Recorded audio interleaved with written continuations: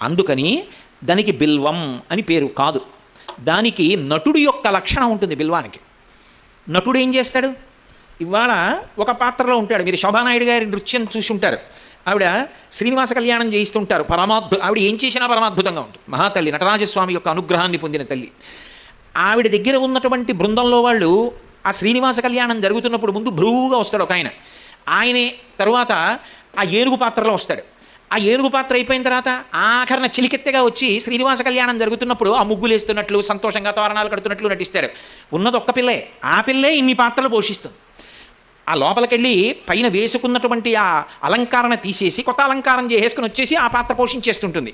అలా బిల్వమునకున్న లక్షణం ఏమిటంటే అది బహుభంగిమల మారుతుంది.